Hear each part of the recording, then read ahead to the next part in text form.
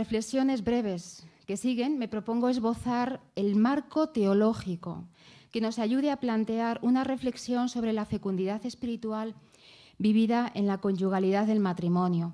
El título de la conferencia era Maternidad espiritual, pero he abierto el ámbito, el tema, hacia la fecundidad espiritual, en la que englobo tanto la maternidad espiritual como la paternidad espiritual. Punto primero, Dios Padre, origen de toda fecundidad humana. Ni la paternidad ni la maternidad humanas son solo una cuestión biológica, sino un evangelio que hay que anunciar. Transmitir la vida no significa solo dar a luz un hijo, significa, ante todo, generar una persona, es decir, insertarla en una historia y en una genealogía de amor que, más allá de la fecundidad humana de los padres, hunde sus raíces en la fecundidad divina del amor trinitario. A través de la paternidad y maternidad humanas, el amor fecundo y creador de Dios Trinidad no solo da origen a la genealogía de la persona, sino que se hace narrativo, es decir, se integra en el tiempo, en la biografía y en la carne de toda persona humana. Por eso, toda forma de fecundidad humana ha de interpretarse a la luz de esta vida trinitaria. San Pablo evoca esta fecundidad divina en Efesios 3, cuando dice: «Doblo las rodillas ante el Padre, de quien toma nombre toda paternidad en el cielo y en la tierra». Según el Génesis, el hombre creado no es un ser que existe en sí mismo, sino que tiene su origen solo en Dios. Varón y mujer proceden de Dios en cuanto son generados por creación. Es decir, comienzan a existir en una relación de total dependencia de Dios, recibiéndolo todo de Él. Este carácter filial del ser humano creado hace que el ser hijo, como el ser nacido o el ser generado, sea una dimensión constitutiva y esencial del hombre. De una manera más inmediata, ser hombre significa ser nacido, es decir, ser procreado, tener un origen biológico en los padres. Sin embargo, el carácter de ser nacido del hombre no basta para explicar íntegramente toda su humanidad. En un sentido mucho más profundo y radical, ser hombre significa ser generado, es decir, ser creado por Dios en el momento de la concepción. Cada persona lleva inscrita en su ser la imagen de Dios como vestigio y huella de una generación espiritual que tiene su origen último en la Trinidad. Así pues, a través de la procreación humana, la genealogía de nuestra persona tiene su origen en la Trinidad, es decir, en esa fecundidad de Dios Padre, de quien recibimos por creación nuestra singularidad e identidad personal. Punto 2. El don de la fecundidad en los textos creacionales del Génesis. En el primer capítulo del Génesis, el don de la fecundidad aparece directamente unido a la fertilidad y a la tarea de la procreación, pues de ellas depende la genealogía de toda la humanidad. Es un don vinculado a la diferencia sexual del macho-hembra, es decir, entendida en su sentido más biológico. Pero conviene destacar que a través de este don se realiza ya la imagen de Dios en el hombre. Lo que hace al hombre superior al resto de los animales es precisamente su capacidad de procrear, es decir, la capacidad de ser origen de la vida a imagen y semejanza de Dios, único origen de la vida. En el capítulo 2 del Génesis, el tema de la fecundidad aparece implícitamente afirmado en la expresión «se unirá a su mujer». La fecundidad aparece aquí unida a la diferencia sexual no ya del hombre entendido como macho-hembra, sino del hombre visto como varón-mujer, es decir, entendido en clave humana y personal. La fecundidad va asociada a la genealogía de la persona y a la realidad culminante de la comunión en la una sola carne. Ahora, lo que hace al hombre superior al resto de los animales no es tanto el procrear, sino el soplo de vida divina que hace del hombre un ser viviente, es decir, la única criatura que comparte con Dios su mismo aliento de vida divina. Así pues, más allá del horizonte de la fertilidad y de la procreación, Según Génesis 2, existe en el orden de lo humano otra forma de fecundidad que aparece vinculada al significado personal de lo masculino y femenino. Ahora bien, ambas formas de fecundidad no son paralelas, no se oponen y no se excluyen, sino que son complementarias. El Génesis habla más bien del único y del mismo don entregado por Dios al varón y a la mujer, en el cual la procreación humana y la fecundidad espiritual forman una unidad originaria. El don de la vida y de la fecundidad forma parte del contenido de una vocación, que es la diferencia sexual, y del camino humano, que es la masculinidad y feminidad. El macho hembra de Génesis 1 realiza su ser a imagen de Dios en el don que ha recibido de transmitir la vida biológica. Pero el don de la procreación no es un don estático, sino todo un camino que está llamado a integrarse en el horizonte mucho mayor de una fecundidad espiritual vivida y vinculada a la diferencia personal varón-mujer. Ese camino conduce hacia una sola meta, la unidad de los dos, varón y mujer, es decir, esa realidad de la una sola carne del Génesis que tendrá su realización más plena en el misterio nupcial de Cristo y de la Iglesia. Así pues, la fecundidad humana, por ser a imagen de Dios, no tiene su modelo en la fertilidad biológica y en la procreación, dado que son estas realidades transitorias, vinculadas a la precariedad biológica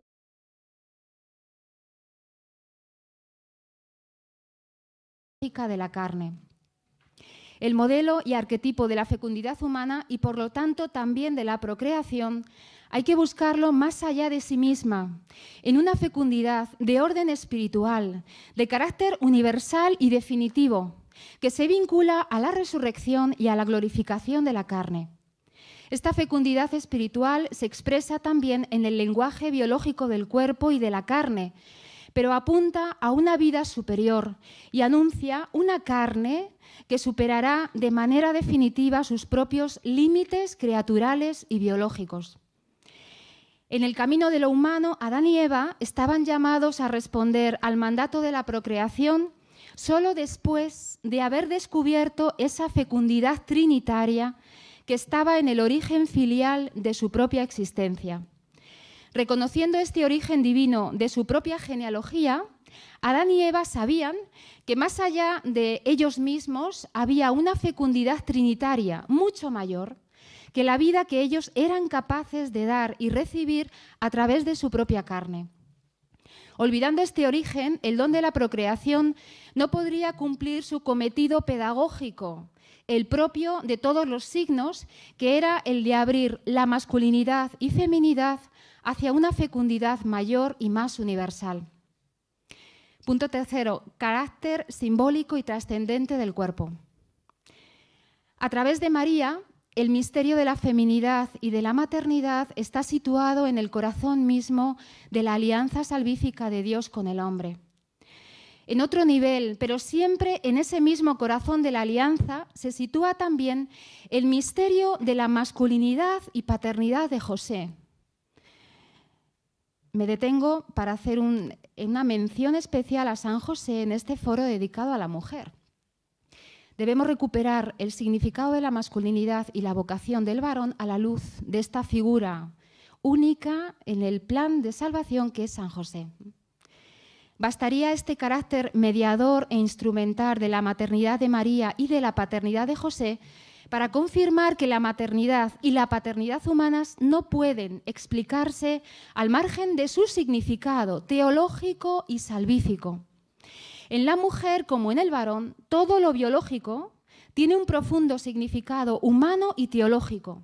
De otro modo, estaríamos explicando la persona humana en términos de orfandad, pues silenciaríamos que en su origen está la fecundidad creadora de Dios Trinidad. En realidad, la crisis actual del matrimonio y de la familia está vinculada a la pérdida del sentido simbólico del cuerpo y de la diferencia sexual.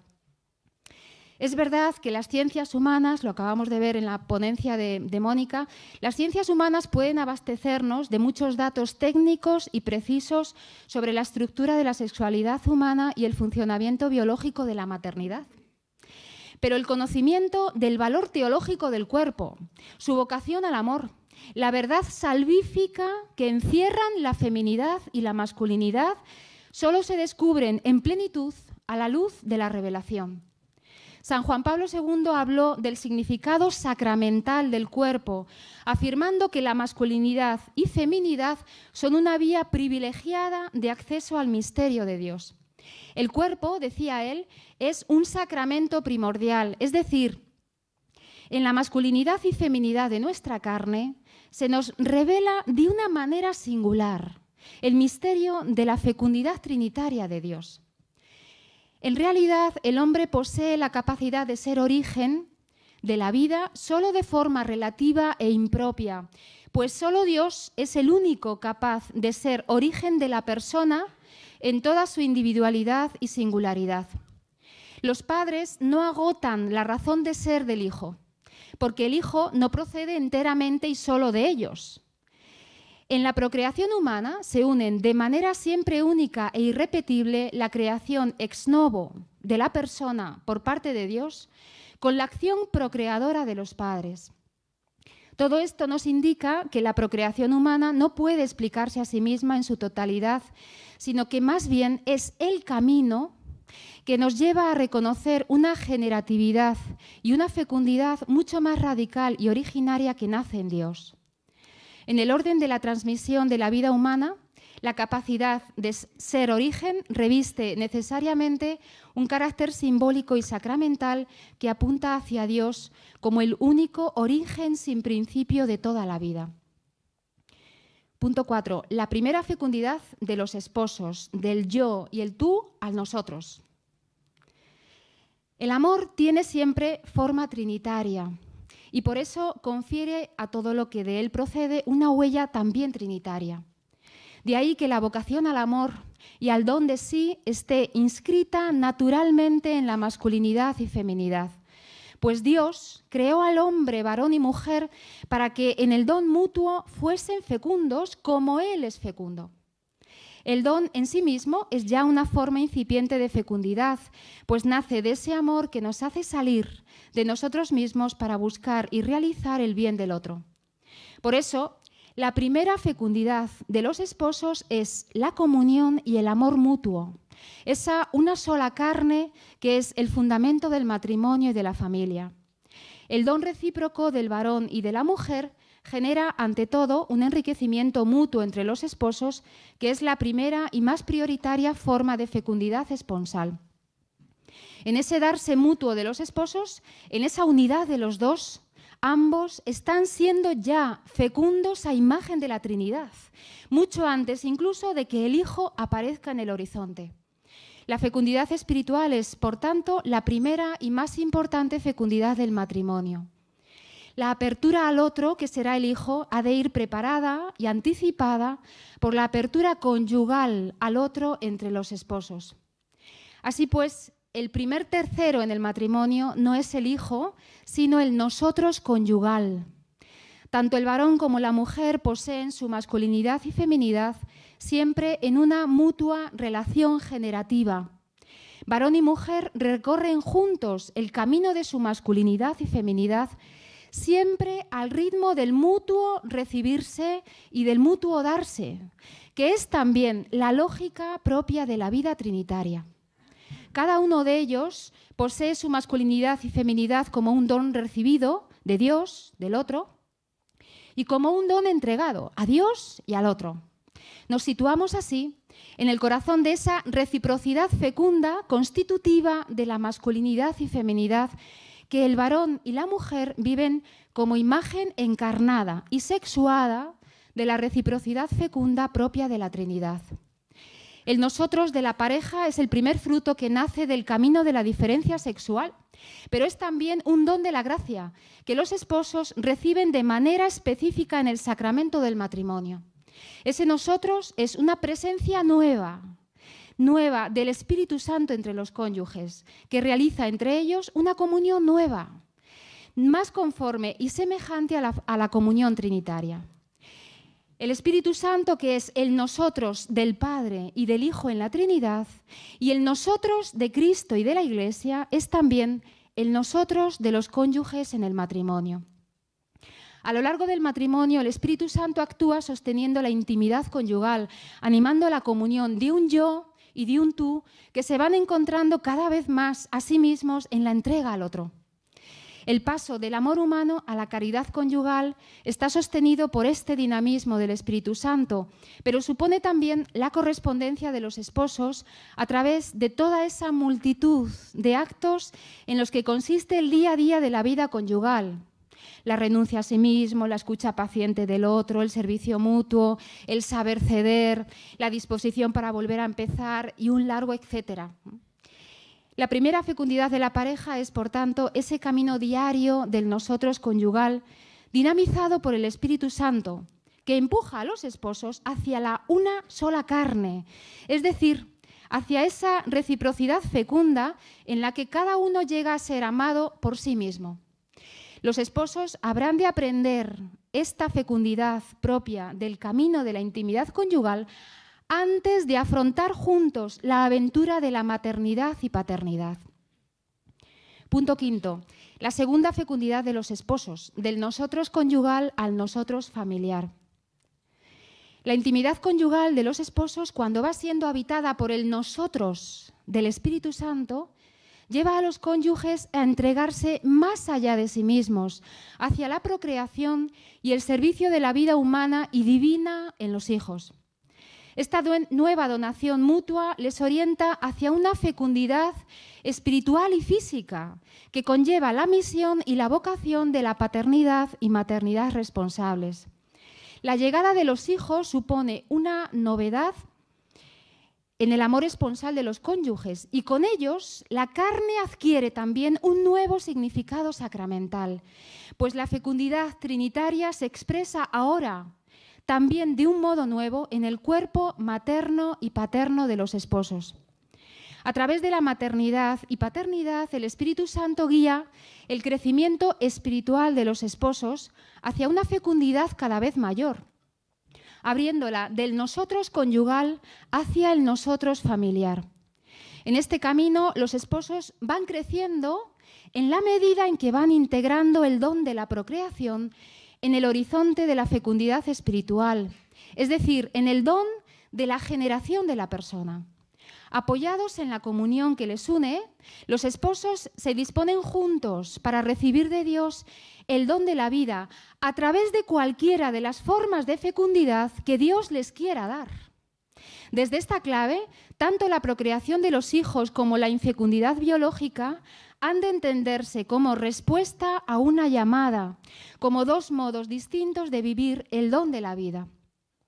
Juan Pablo II hablaba de esta diferente vocación como un servicio múltiple a la vida. Es decir, tanto el don de los hijos a través de la procreación como el don de los hijos a través de la adopción y la acogida son modos distintos de servir a la vida y de vivir la vocación a la fecundidad espiritual que todos los esposos reciben de Dios. De hecho, tanto la procreación de los hijos como la adopción o la acogida son un servicio a la vida porque apuntan a la generación de la persona y no tanto al nacimiento de los hijos. Punto 6. La tercera fecundidad de los esposos, maestros y dadores de humanidad. En el camino del amor esponsal y de la fecundidad conyugal, el varón y la mujer están llamados a ser esposos, padres y también educadores. El educador es aquel que engendra y genera a la persona en el orden de lo espiritual. De ahí que la educación de los hijos pueda y deba ser considerada como un verdadero apostolado. Es más, el primer apostolado del matrimonio y la forma propia en que los esposos viven su sacerdocio conyugal. La madre, ya durante los primeros momentos de la gestación y embarazo, no solo está formando el organismo biológico del hijo, sino que indirectamente está ya formando toda su humanidad. En ese proceso, el padre participa ejerciendo el acompañamiento de una paternidad espiritual que será también especialmente pedagógica y educativa para la madre. Acompañando la gestación del hijo en la madre, el padre desempeña su misión de ser testigo y anunciador de esa fecundidad espiritual a la que ambos están llamados. Se desarrolla así esa primera y más radical fase de donación de humanidad, que es la prolongación más lógica e inmediata de la fecundidad espiritual que los padres viven en el nosotros conyugal. En el caso de la adopción y de la acogida, esta maternidad y paternidad espirituales que los esposos ejercen ante la llegada del hijo no están necesariamente vinculadas al proceso de generación biológica. Es decir, tanto si hay gestación biológica como si no, la maternidad y paternidad comienzan su andadura siendo, ante todo, una dádiva de humanidad por parte de los dos. De este modo, los padres aprenden desde el principio a ser maestros y dadores de humanidad de sus propios hijos, después de que ambos han aprendido a ser maestros y dadores de humanidad uno para el otro en la comunión conyugal. Engendrar y generar según la carne significa para los padres prepararse para la verdadera y definitiva vocación a la fecundidad espiritual que encierra toda paternidad y maternidad según la carne. Los padres han de aprender juntos la tarea ardua y delicada de generar la persona, desarrollando así una vocación educadora que en cualquier caso es siempre educación para la plena humanidad. Si en la transmisión biológica de la vida los padres participan y cooperan con la acción creadora de Dios, en la generación espiritual de la persona, los padres participan de la pedagogía divina, materna y paterna a la vez, haciendo que cada persona llegue a la plenitud de su humanidad femenina o masculina. La espiritualidad familiar tiene en el amor su clave integradora más radical. Y dado que el amor es siempre donación de humanidad, la vocación a la santidad en todo matrimonio pasa necesariamente por el camino de la fecundidad espiritual. Juan Pablo II pedía para las familias una incesante creatividad en el servicio a la vida, más allá de los límites y fronteras de la propia familia biológica y natural. Todos los matrimonios están llamados a vivir la propia paternidad y maternidad espirituales, ensanchando el horizonte de la propia fecundidad más allá de los hijos, viviendo la solicitud y la preocupación hacia un amplio abanico de situaciones de necesidad, de ayuda, de acompañamiento, de guía, de consejo, etc. Urge recuperar una renovada vida de caridad entre los propios matrimonios y familias, pues la pobreza, además de ser carencia de medios, reviste también la forma de crisis matrimoniales, cansancios afectivos, incapacidad para gestionar la relación conyugal, la educación de los hijos y un largo etcétera.